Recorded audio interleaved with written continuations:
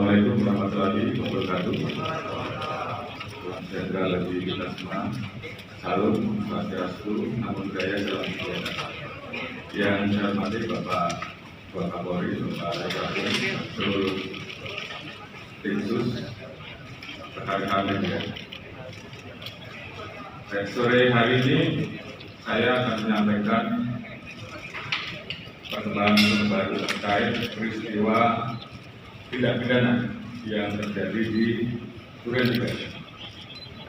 Dan ini juga merupakan komitmen kami dan juga menjadi penekanan Bapak Presiden untuk mengungkap kasus ini secara cepat, transparan, dan akuntabel. Dan juga beliau perintahkan jangan ada yang ragu-ragu, jangan ada yang ditutup-tutupi, ungkap kebenaran apa adanya. Jangan sampai menurunkan kepercayaan masyarakat terhadap Polri. Ini tentunya menjadi perintah dan amanat yang tentunya saat ini dan kemarin juga telah kita laksanakan. Tim sus telah melakukan pendalaman terhadap laporan awal menimba antara saudara J dan saudara RJ di Duren 3 yang ditangani oleh Polres Metro Jakarta Selatan, dan juga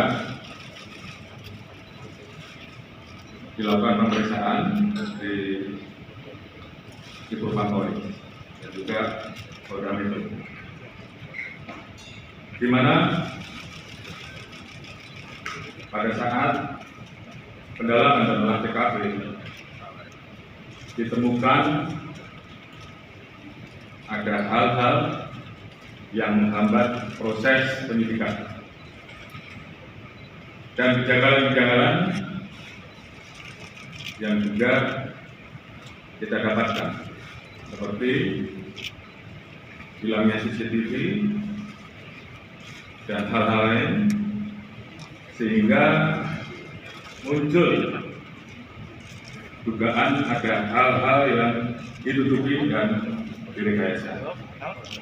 Oleh karena itu, dalam rangka membuat terang peristiwa yang terjadi, tim sus telah melakukan pendalaman dan ditemukan adanya upaya-upaya untuk menghilangkan barang bukti, rekayasa, menghalangi proses penyidikan sehingga proses penanganannya menjadi lambat. Tindakan yang tidak profesional pada saat penanganan dan olah TKP serta tindakan-tindakan tidak profesional lain pada saat penyerahan jenazah almarhum J. Oleh karena itu, untuk membuat terang dan menghilangkan hambatan-hambatan penyidikan, beberapa waktu yang lalu kami telah mengambil keputusan penonaktifan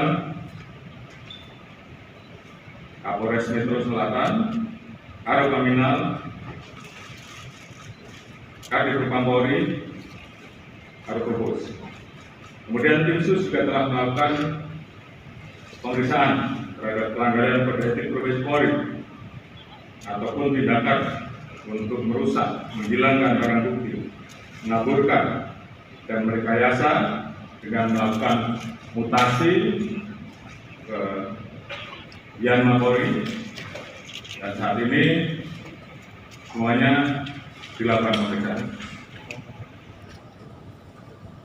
Kemarin ada 25 personil yang kita periksa dan saat ini bertambah menjadi 31 personil.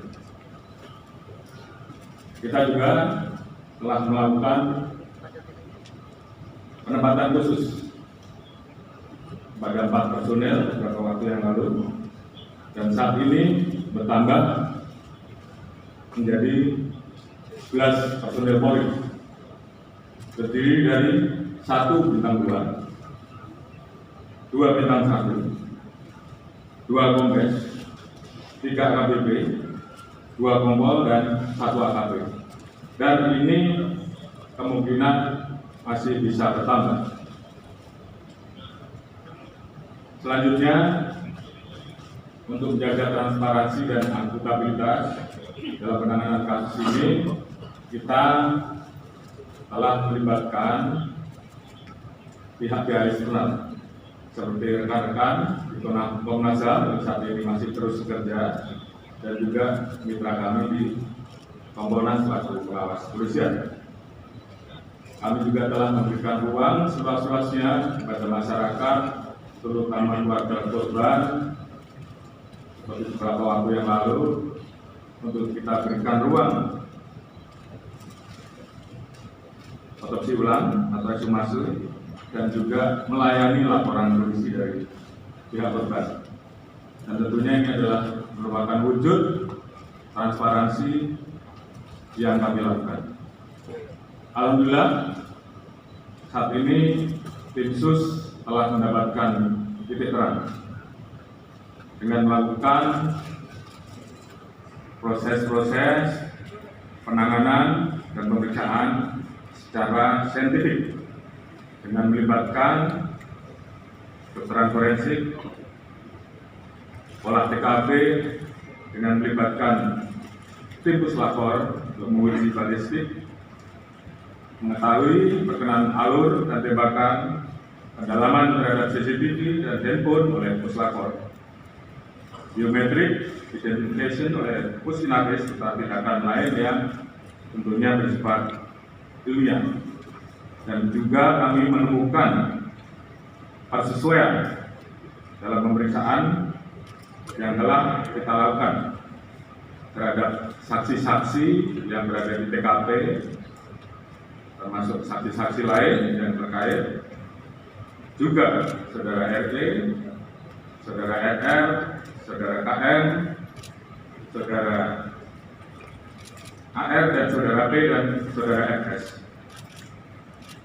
Ditemukan perkembangan baru bahwa tidak ditemukan, saya ulangi, tidak ditemukan fakta peristiwa tembak menembak seperti yang dilaporkan.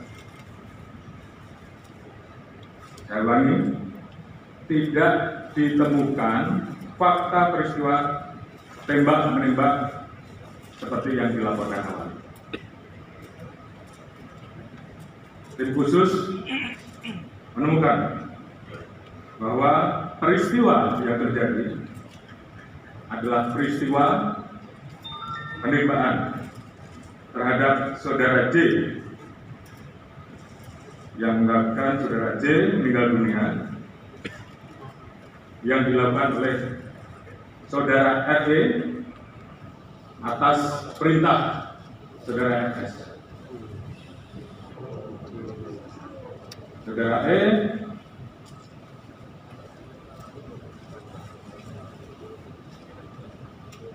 telah mengajukan GC, dan saat ini itu juga yang membuat peristiwa ini menjadi semakin terang. Kemudian untuk membuat seolah-olah telah terjadi tembak-menembak, saudara FS melakukan penembakan dengan senjata milik saudara J ke dinding berkali-kali untuk membuat kesan seolah telah terjadi tembak-menembak. Terkait apakah saudara FS menyuruh ataupun terlibat langsung dalam penembakan, saat ini tim terus melakukan pendalaman terhadap saksi-saksi dan pihak-pihak yang terkait. Kemarin kita telah tetapkan 3 orang tersangka, yaitu saudara RE, saudara RR, dan saudara KM.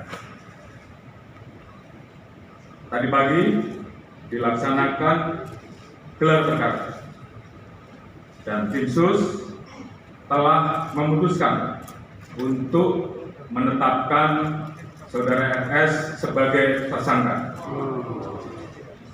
Bisa ulangi, tim sus telah menetapkan Saudara RS sebagai tersangka. Terkait dengan pasal apa yang disangkakan dan proses penyidikan nanti akan dijelaskan secara khusus oleh Pak Kabar Eskrim selaku penyidik dan juga beberapa hal yang memang akan dijelaskan oleh Pak Irwasum sebagai ketua tim sus yang mengawali bagaimana proses ini menjadi terang benderang. Kemudian motif atau pemicu terjadinya peristiwa penembakan tersebut saat ini tentunya sedang dilakukan pemeriksaan dan pendalaman terhadap saksi-saksi termasuk terhadap Ibu IC. Terkait dengan penanganan oleh tim khusus terkait dengan proses dugaan pelanggaran terhadap kode etik ataupun pelanggaran tindak pidana lain yang ditemukan selain peristiwa utama nanti akan dijelaskan secara khusus oleh Pak Irwasum. Dan juga tentunya ada beberapa proses yang akan terus kami lakukan untuk melakukan audit. Mungkin selanjutnya saya serahkan kepada Pak Irwasum.